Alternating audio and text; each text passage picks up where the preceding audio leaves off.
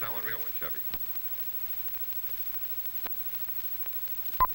Hey everyone, welcome to I Just Watched. It's your boy Joseph, and we're here to talk Elvis.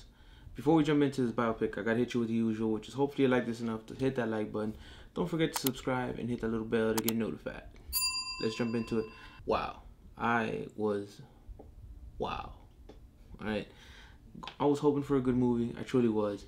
I thought it would be at the very least enjoyable because I like Elvis's music, his version of a lot of other people's music. And I enjoyed it. So I was kind of like, all right, you know what? At the very least, I know I'm just going to be some good music involved. I know they made a lot of original music for this, and I liked that as well. So I was like, you know what? At the very least, it's going to be fun to listen to. I did not know Austin Butler very well, or at all, before this. You know, his face seemed familiar, but I didn't really watch anything that he was in prior. And, you know, with those trailers, with hearing him give us the Elvis tone, you know, the Elvis voice, and then those moments when he just like he felt like Elvis, I was like, oh shit, like this kid is amazing. He killed it. He was Elvis for this. It was wild. And I also thought it was funny that, you know, Elvis is naturally a blonde and Austin Butler is naturally a blonde, so they both, you know, dyed their hair black. And, you know, hey, I'm just saying, I think Austin Butler looks really good with that black hair though. Just saying. I've said it before and we've talked about it. There's a rare few movies that like give you that, oh, I kind of want to do some research, you know, that sparked I want to read on this, you know, is it accurate, or I just want to know more. This movie blew that up. There was no spark. It was like, I want to learn more. I want to know more about Elvis. I want to learn more about his band. I want to learn more about the source of the music. I just wanted to learn, read, Beale Street, everything. I just wanted knowledge. I was like, oh shit, this is crazy. It's awesome. I want to know more. All right. And so I took the deep dive, and this movie did that for me. Like, it literally blew me away. I expected something entertaining and was given what I consider a great movie. Probably the best movie of the year so far. Definitely one of my favorites of the year so far. I really enjoyed it. And it's crazy, and I'm glancing over because I wrote this down. If not, I would forget everything. What tripped me out, so when I was first watching it, because I've seen it a couple times, I'm sitting there, and like the first 20 minutes or so, I'm like, okay, this is interesting. The director, it's like luhrmann, definitely probably not saying that right. I know his work, you know, The Great Gatsby, Australia, The Get Down, check that out.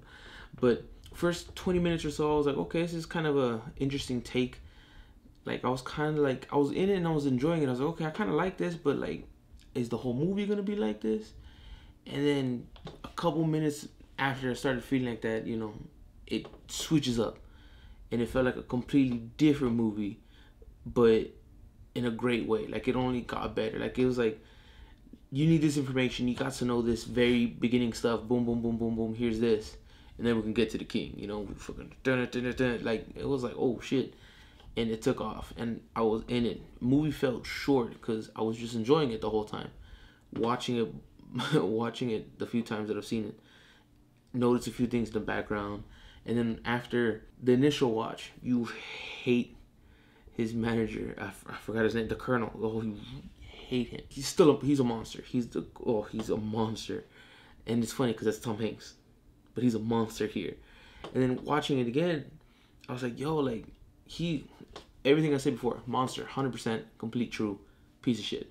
But like, realizing how much his family and people around him took advantage of this dude, and like, the biggest to me would be his dad. His dad was a piece of shit. Like, he knowingly, willingly, gladly took advantage of his own kid. You know, like, they were drugging him and working him like a mule to make money off of him. And like, it was just, I was like, holy shit. Like, I knew bits and pieces, but at the same time, Elvis, like, things Elvis did was like, you know, a joke growing up. But then like watching it, I was like, oh, that shit's cool. Yeah, I get why it's a joke or it was funny, but I'm like, no, dude, there is a certain level of gangsterness to be able to rock the things he did, to be able to do the things he did, you know? And yes, I know he's not the creator of this music by any means, but he's the one who brought it mainstream, you know? Others were doing it, of course. I mean, don't get me wrong. Again, I know he's not the original source of the music, and others were doing it, but he was able to bring it mainstream and, you know, unite a little bit of the fan base, which is dope. Like I didn't know that either, and I don't know. I really love this movie. I thought it was great. I highly recommend you watch it if you haven't seen it. I want to hear your thoughts. Did you see it?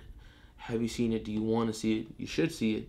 I want to hear your thoughts, comments, questions, concerns, requests down below in the comment section. I love hearing from you. But until next time, stay safe, be well, adios. Thank you very much.